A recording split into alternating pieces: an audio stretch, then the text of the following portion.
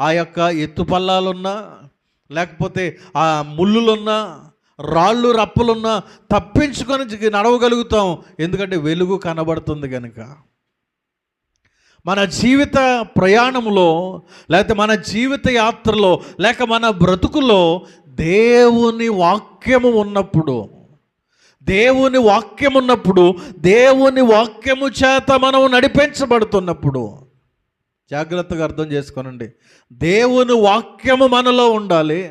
దేవుని వాక్యము చేత మనము నడిపించబడాలి. మన చేతుల్లో ఉండడం కాదు, మన సెల్ ఫోన్లలో ఉండడం కాదు, మన బుక్కుల మీద ఉండడం కాదు, మన డైరీల్లో ఉండడం కాదు. ఆ వాక్యము మన జీవితంలో ఉండాలి.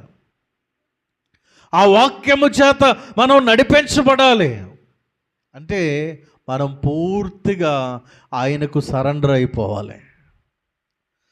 మనం పూర్తిగా మనల్ని మనం ఆయనకు అప్పగించుకోవాలి. ఆ వాక్యానికి లోబడిపోయినప్పుడు, ఆ వాక్యానికి మనల్ని మనం అప్పగించుకున్నప్పుడు, ఆ వాక్యం ఏమి చెప్తే అది మనం చేయగలుగుతాం. అలా ఎవరైతే చేయగలుగుతారో వారి పాదాలకు దేవుని వాక్యము దీపములా ఉంటుందంట. వారి త్రోవలకు వెలుగుగా ఉంటుంది. అంటే వారు